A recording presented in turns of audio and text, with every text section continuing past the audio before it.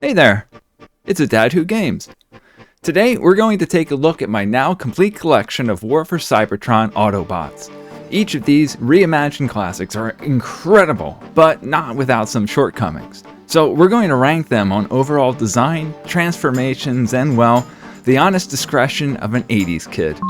And in case you're looking for a reason to subscribe, behold my Mega Man inspired animations. Now, who's at the bottom of my list? Mirage. To be clear, I actually like this incarnation of Mirage, including the oversized spoiler and engine, but that took a lot of warming up to. It gave me fearful flashbacks of the bulky Power Masters when I transformed him into vehicle mode for the first time. But when you put him next to the others, it kinda makes sense. But at first glance, if not for the Autobot symbol, you wouldn't recognize his car as being Mirage. And while I do know that these are the Cybertronian forms, it's not really clear why they went with a full-on redesign. All the others stay incredibly close to the originals. Why not Mirage?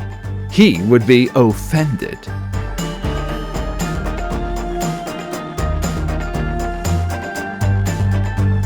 Mirage's low ranking on my list really revolves around his transformation, namely anything dependent on his legs.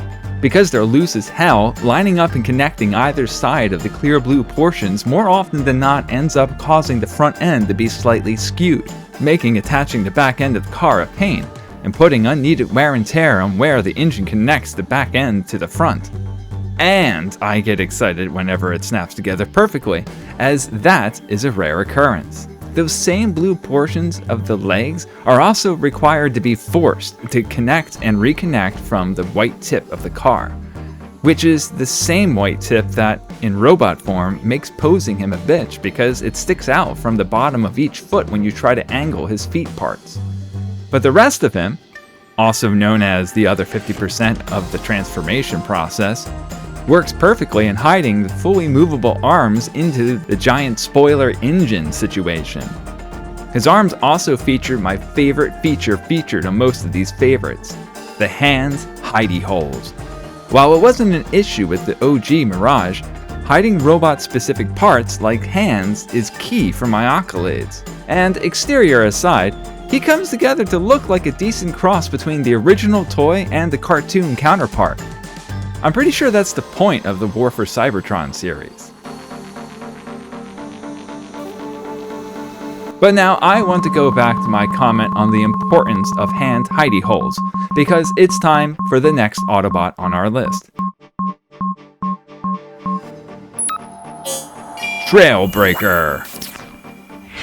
The one immersion breaker on the original Trailbreaker was his big red leg warmers being visible on the underside when in truck form. Well, now they are actually even more visible, and also have the added bonus of his fists to keep them company.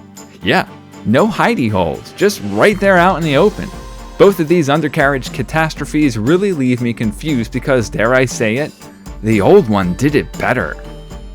The rest of the vehicle form is really simple and straightforward in creating a covered pickup, which, actually, wasn't he a camper originally? I guess that's a difference, not being a camper, but I mean, you can't deny that this is Trailbreaker. At this point, you might be asking yourself, why isn't Trailbreaker my least favorite?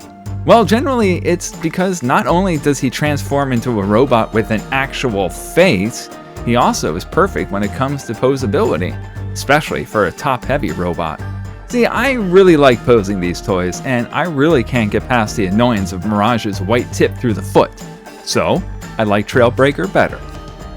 But when it comes to his actual transformation, you actually have to pause and plan out what you're going to move next, because every part, save for the head, seems to be dependent on the position of another. Like, his big feet and truck side panels both connect together while together connecting to the back of the truck. But because of the angling, you essentially need to do it all at the same time, lest you want to force it and potentially break the little tabs that lock the parts into place. Another multi-level transformation headache is the combination of locking his legs into place, flipping the front end down, and making sure that the back is at the right height to attach to the waist. In addition, when you get one piece in place, the other will move out. He's a frustrating transformation. Once you get past the fact that he skipped on leg day, he's a solid robot that does well to rectify what we had wished for as kids, while giving him a modern spin. The details to his face also make him look like he's smirking. But there's someone I like better.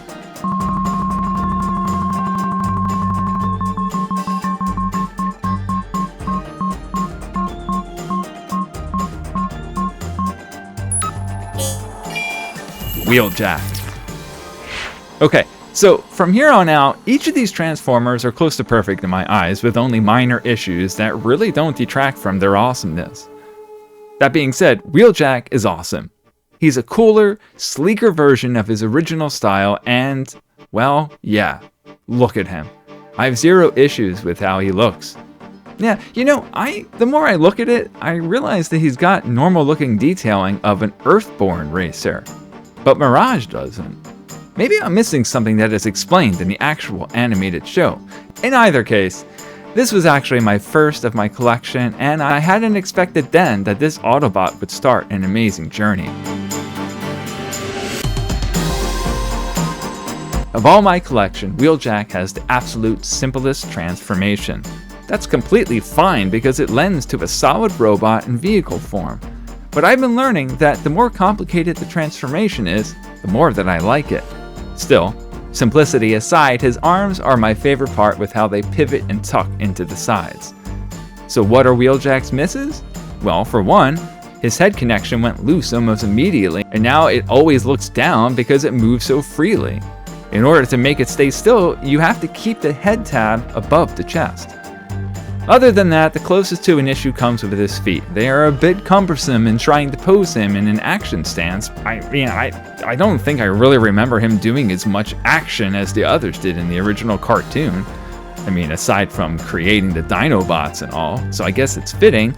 I mean, I always have him at the back of my displays as if he's more a general communicating the captain's order rather than a troop. Yeah, but it's been a long time since I watched the series, so I might be completely off the mark. Definitely better all around than the other two.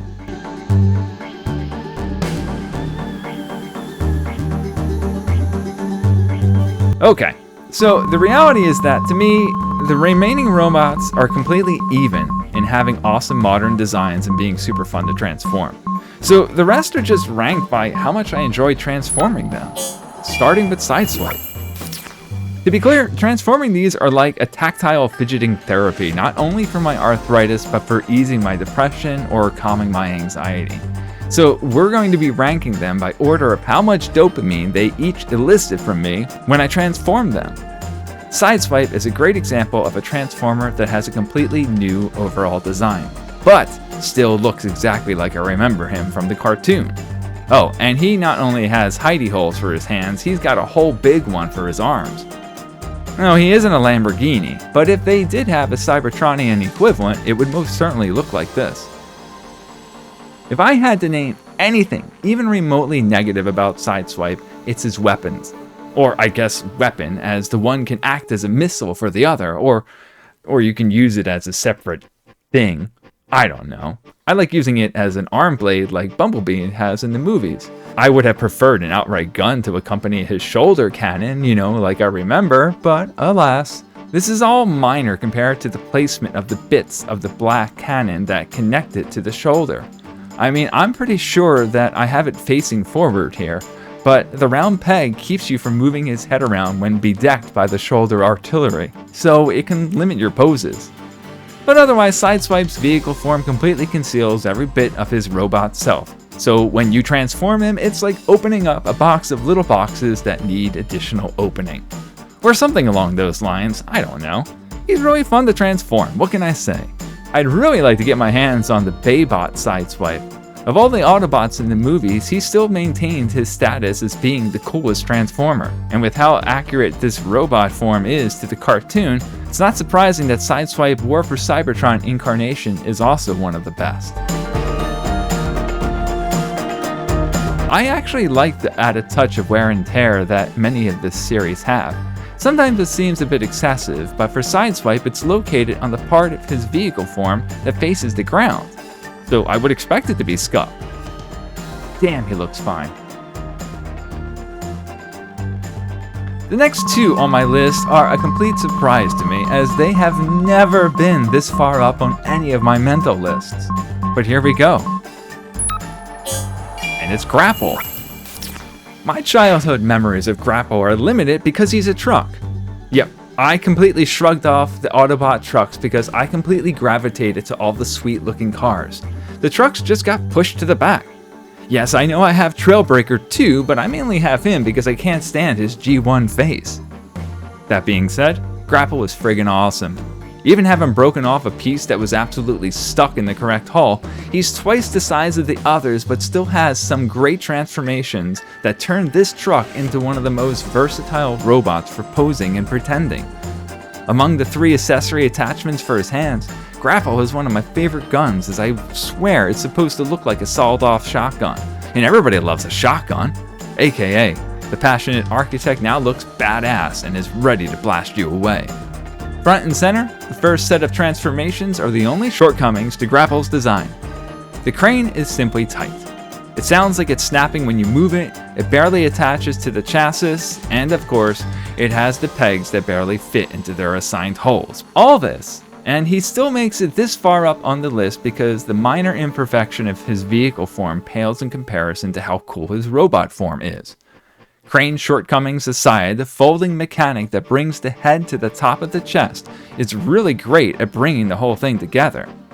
But yes, this too is super tight, but fun to watch. Thankfully, the broken bit is on the bottom of his foot so that it is unseen and forgettable in robot form. You can watch the actual breaking of the piece in my Grapple Now and Then video. I'll have links at the end of this video. Grapple also goes above and beyond his hand hidey hole prerequisite for awesome by acting as a shotgun wielding hand or a hole for the grappling attachment and arc welder. But look at this behemoth. I know there are bigger, but he's my first, and he's one of the best articulated Autobots of my collection. But when you add in that shotgun, he's just a brick shithouse who happens to be orange. Okay, I was so surprised with this next one. The only reason he's not at the top of my list is because, well, I think the tape deck is cheesy. It's Blaster. Yes, for the same reason that Mr. Tape Deck, Soundwave, makes me giggle, here we've got ourselves an Autobot boombox. It so peeves me to have giant robots transform into little objects, and I had thought that the Autobots wouldn't have sunk to the level the Decepticons so brazenly embrace. But alas, here we are. But first and foremost, this blaster is like a third the size of the original Playskool Titan. And this downsize actually works incredibly well for making him the perfect transformer. Oh, and then there's Eject. He got the opposite treatment in terms of, well, everything. So even though I'm not a fan of the whole boombox concept, with this being Cybertronian, he actually makes more sense to me. Like, he's not really a boombox with all these intricate designs. He's like an Autobot communication device. Or he's like the tape deck that follows you around playing the diary entries you found while exploring the other rooms in a first-person game. Only here he legit walks beside you. Anyway, this blaster is solid.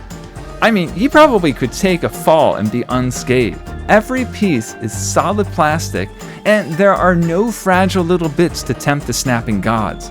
Plus, the smaller overall size comes from Hasbro having apparently lipo-sucked out all the excessive hollow plastic Blaster's original form had been plagued with. What this means is that his transformation leaves no space unfilled. My want of a masterpiece one day is born of watching tiny bits get folded and twisted in every direction. And Blaster's legs have that. Little foldy bits. I mean, come on. He's practically a masterpiece. Oh, and yeah.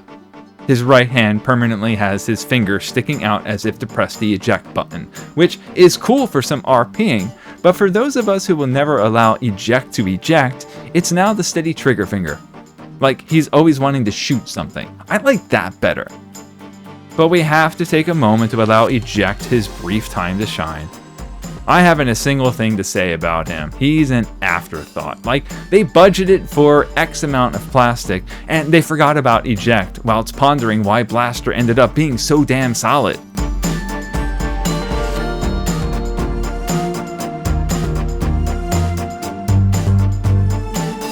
It doesn't help that his head is impossible to pick out from his hidey hole. I had to control my excitement for having barehanded it for this video. I've yet to be able to do that a second time.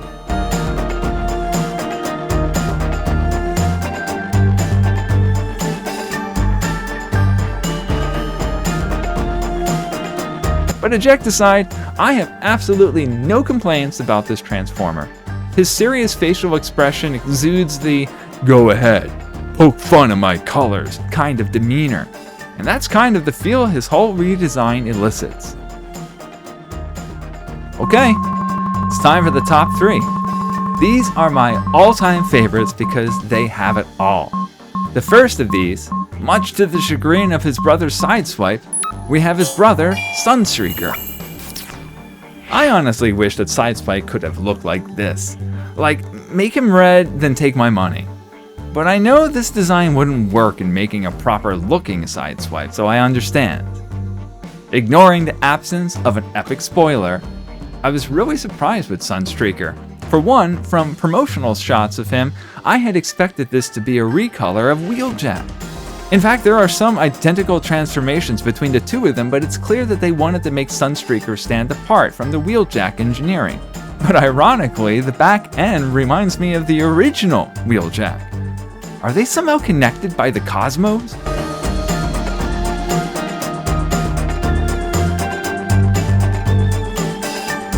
The moment you begin transforming Sunstreaker, you know he's already different from Wheeljack.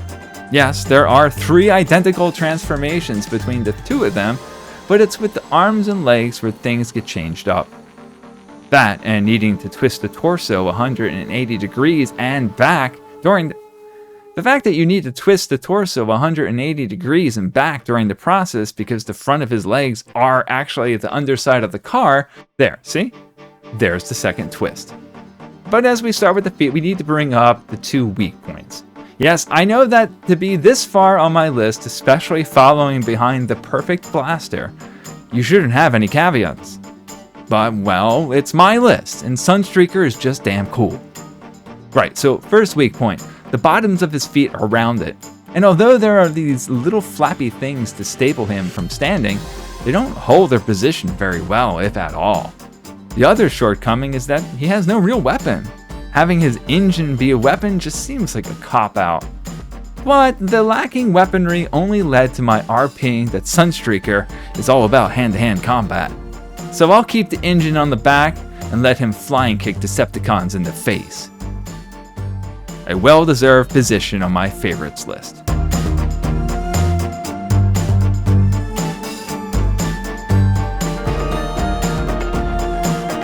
Alright, we're down to Hound and Bluestreak.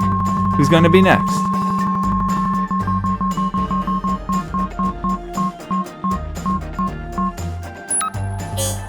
It's Bluestreak. The original G1 toy was already one of the best in terms of having a perfect vehicle form with an honest-to-God or whoever action figure robot form. The War for Cybertron incarnation simply took what the original already had and made it better. His vehicle form does well to bridge the Earthborn and Cybertronian styles, and I highly appreciate that they went with the original cartoon color scheme, as the original toy's coloring just never felt right. Transforming him, especially his legs, required a bit of a learning curve, but once you understand how it works, it's a breeze. And I do see the red in the windshield. I mean, I don't think that it would have detracted from the look to have blacked it out, but, well, what are you gonna do? So I'm not even lying when I say that I have absolutely nothing to say about this toy, other than what you see is what you get. Every bit is solid, highly transformable multiple times without fear, and designed to flawlessly hide the robot inside. With this in mind, I feel that this is an opportune time to thank you for watching my video.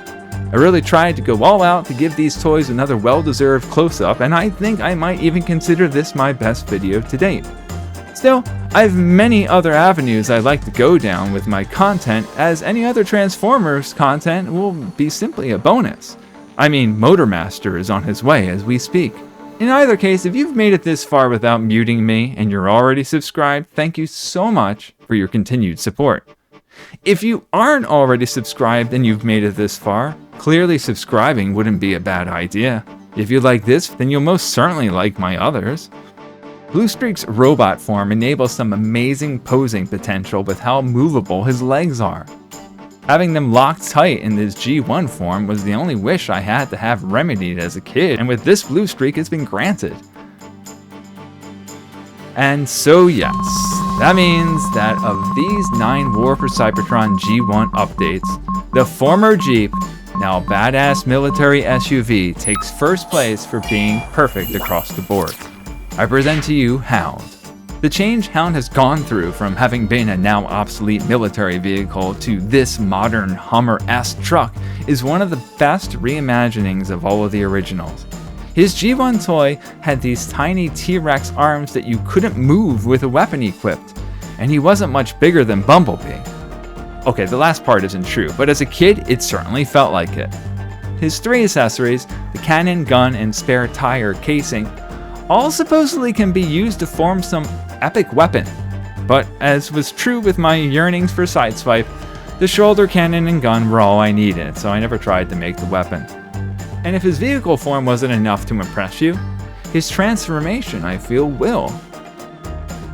After careful consideration, I have determined that the primary reason I feel Hound's transformation is the best of my collection is how well the robot, who looks almost identical to the original design, is hidden in this truck that looks nothing like the old Jeep. The key transformation that allows for this is how the front wheels and side panels come away from the body and fold into the feet. His arms are 100% old school Hound, and because they're hidden beneath the truck, with how the vehicle form looks, it's a surprise that there are no wheels on the upper torso. Man, even I'm having a hard time trying to understand what I just said, but I don't know how to explain it effectively. Suffice it to say, like Blaster, transforming Hound here feels more like what I would expect a masterpiece to feel like when transforming it. Again, the more complicated, the better. I mentioned his G1 size being less than thrilling, so in addition to everything I've said so far, seeing him be as big as the others is quite satisfying. But believe it or not, Hound actually suffers from the same issue as Trailbreaker, with his arms being visible on the underside when in vehicle form.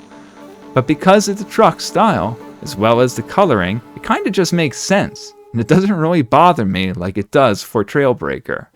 I might be singing a different song if Hound had bright red wristbands. But here is my favorite Autobot of my War for Cybertron collection. I have now successfully collected 1 upcycle for each of my original G1s. As I mentioned, I'm now on to collecting the Stunticons, so that I might build a second portion of my broken highway diorama to give the Autobots something to pummel.